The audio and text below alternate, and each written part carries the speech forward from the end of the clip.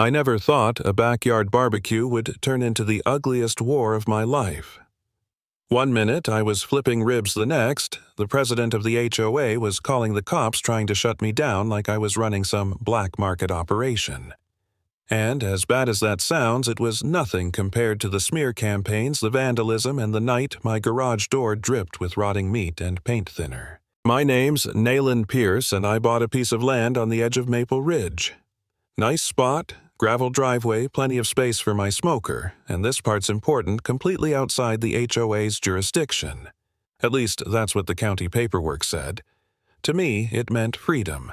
No one telling me how tall my grass should be or what shade of beige my house had to be painted. Just me, the yard, and the sweet smell of mesquite smoke. But freedom is something Karen Whitmore couldn't stand. She was the HOA president, and she wore that badge, literally a fake, shiny badge, like she'd been sworn in by the governor.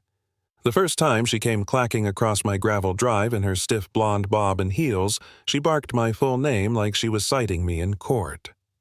"Mr. Pierce, you're in violation again." I told her flat out I wasn't under her authority, I wasn't bound by her little handbook, and she should check her parcel maps again. She didn't like that. Her face flushed red, she puffed up like a blowfish and hissed, "That's it. I'm calling the sheriff." I shrugged. "Go ahead. Hope he brings an appetite." 10 minutes later, Sheriff Dalton rolled up. He stepped out, tipped his hat, and the first thing he said was, "Evening, Nolan. Smells good." I handed him a plate. He took it without hesitation. Karen stormed across the street waving her arms like she was hailing a cab. "Sheriff, this man is in direct violation of HOA code. He's endangering property values." Dalton chewed on a rib, nodded, and then unfolded a piece of paper from his pocket. Calm as can be, he told her the truth. My land wasn't under HOA control, never had been. Out of bounds by 12 feet. Karen's face twisted like she'd bitten a lemon. "This isn't over," she spat, finger trembling at me. She meant it.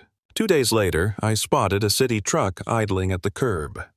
A lanky guy in a neon vest said he was there because of a complaint, unpermitted structures, industrial cooking equipment, non-compliant landscaping. He was polite enough, but I could see it in his eyes he'd been sent on a goose chase. I showed him my permits, explained my smoker wasn't industrial equipment, and told him again my property was outside HOA lines. He scratched his head, admitted it looked like a misfile, and left. As he drove off, I glanced up at Karen's window. Sure enough, binoculars glinting in the sun. She wasn't done. She was recalibrating. By Friday night, I had proof. My trail cams caught someone creeping into my driveway at 2:47 a.m., dumping a trash bag and smearing something across my garage door. I went outside, flashlight in hand, and the smell hit me before I saw it. Enid. Chicken guts, spoiled meat juice. Maybe paint thinner mixed in. The garage door reeked. My stomach turned, and for the first time I thought, maybe she's right.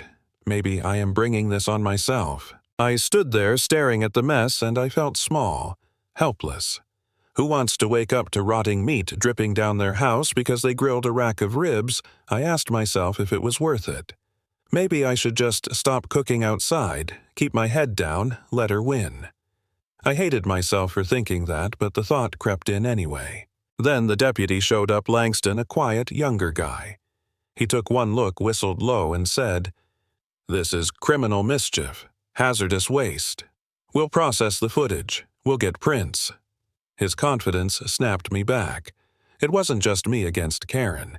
This was law versus lawlessness. Days later, the county prosecutor herself came by with Langston.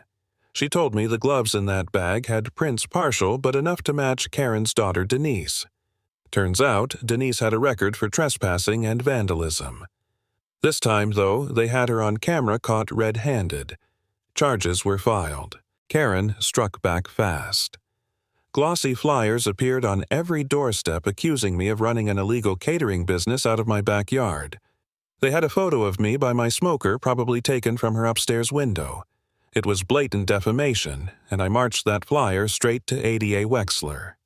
She frowned, said it crossed the line into criminal. That's when I realized I wasn't fighting alone anymore. Neighbors started showing up. Tom, a retired Navy vet 2 houses down, waved the flyer in my face and said, "She crossed the line." Joyce, another neighbor, brought a folder full of threatening letters Karen had sent her. A single mom admitted Karen tried to block her daycare license. One by one, people came forward with stories. And suddenly, I wasn't isolated. I was part of something bigger, an entire neighborhood tired of living under Karen's thumb. We gathered in Tom's living room one night.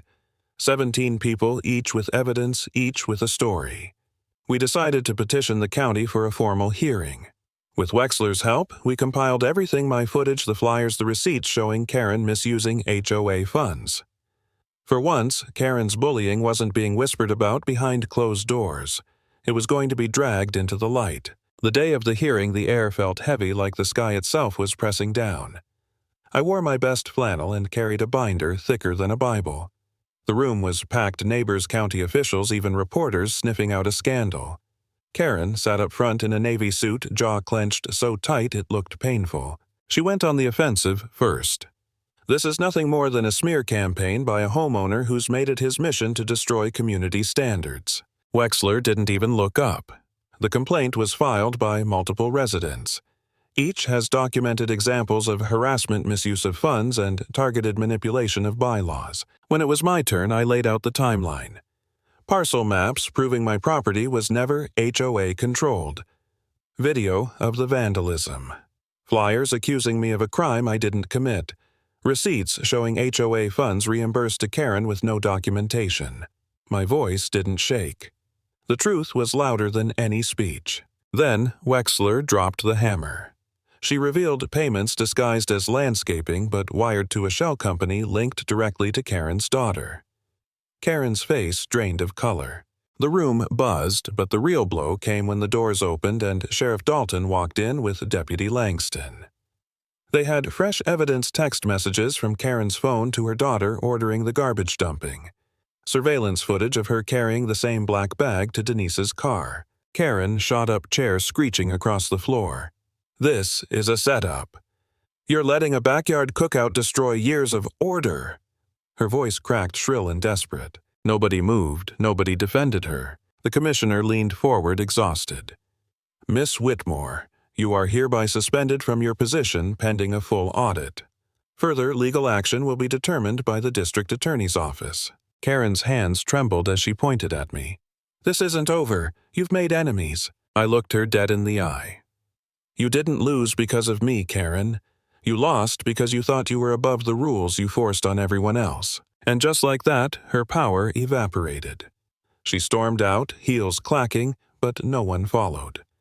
Her kingdom had collapsed, and all she had left was the echo of her own footsteps. The lesson I learned: bullies with badges always think they're untouchable until you make them play by their own rules.